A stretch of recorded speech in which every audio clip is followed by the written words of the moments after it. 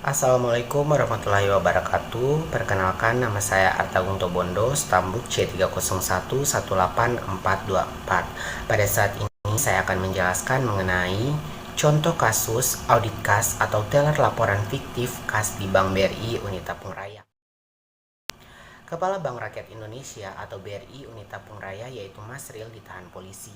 Ia terbukti melakukan transfer uang sebesar 1,6 miliar dan merekayasa dokumen laporan keuangan. Perbuatan tersangka diketahui oleh tim pemilik atau pemeriksa dari pengawas dari BRI cabang Bangkinang pada hari Rabu 23 Februari 2011 saat melakukan pemeriksaan di BRI Unit Tapung.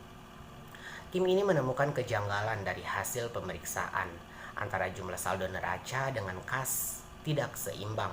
Setelah dilakukan pemeriksaan lebih, diketahui adanya transaksi gantung, yaitu adanya pembukuan setoran kas sebesar 1,6 miliar yang berasal dari BRI Unit Pasir Pengairan 2 ke BRI Unit Tapung pada tanggal 11 Februari 2011 yang dilakukan Masril, namun tidak disertai dengan pengiriman fisik atau uangnya.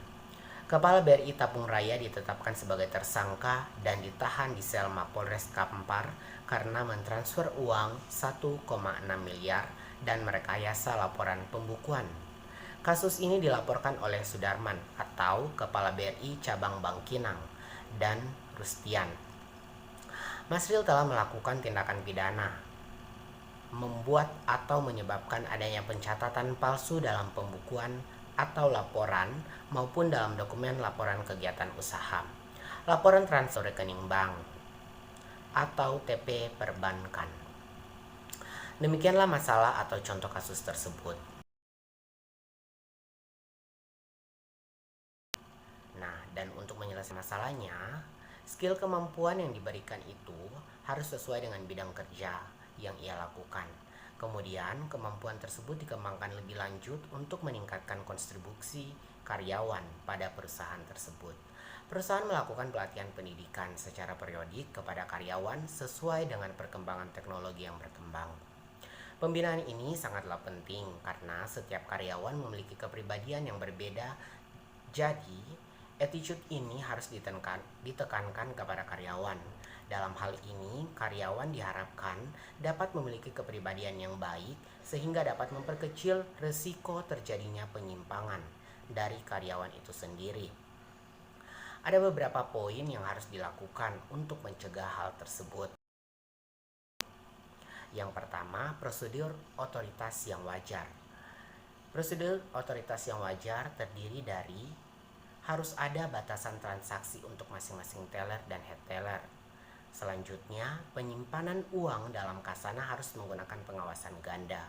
Selanjutnya, teller secara pribadi tidak diperkenankan menerima kuasa dalam bentuk apapun dari nasabah untuk melaksanakan transaksi atas nasabah tersebut. Selanjutnya, teller secara pribadi dilarang menerima titipan barang atau dokumen penting milik nasabah. Poin yang kedua, dokumen dan catatan yang cukup. Terdiri dari setiap setoran atau penarikan tunai harus dihitung dan dicocokkan dengan bukti setoran atau penarikan. Setiap bukti atau setoran harus diberi cap identifikasi setiap teller yang memprosesnya. Selanjutnya, setiap transaksi harus dibukukan secara baik dan dilengkapi dengan bukti pendukung seperti daftar mutasi kas atau kas register. Yang sering kita dengar daftar persediaan uang tunai berdasarkan kopurs masing-masing pecahan.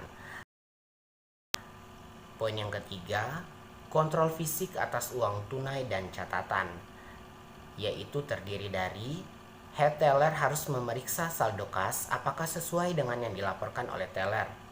Selanjutnya, head teller harus menghitung saldo uang tunai pada box teller sebelum teller yang bersangkutan cuti atau setelah teller tersebut absen tanpa pemberitahuan.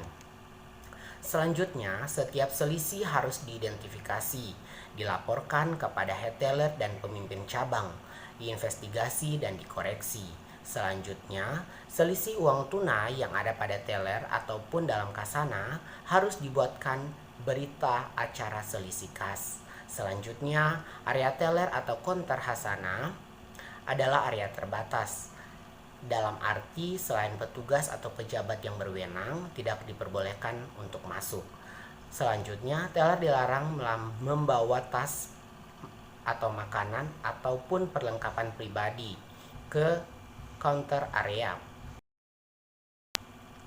Dan poin yang keempat, pemeriksaan yang dilakukan oleh unit independen terdiri dari setiap hari unit kontrol intern harus memeriksa transaksi-transaksi yang berasal dari unit kas.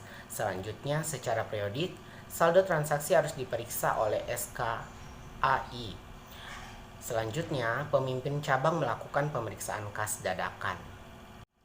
Sekian dari penjelasan saya. Semoga apa yang telah saya jelaskan dapat bermanfaat, dan apabila ada kesalahan kata saya ucapkan minta maaf. Wassalamualaikum warahmatullahi wabarakatuh.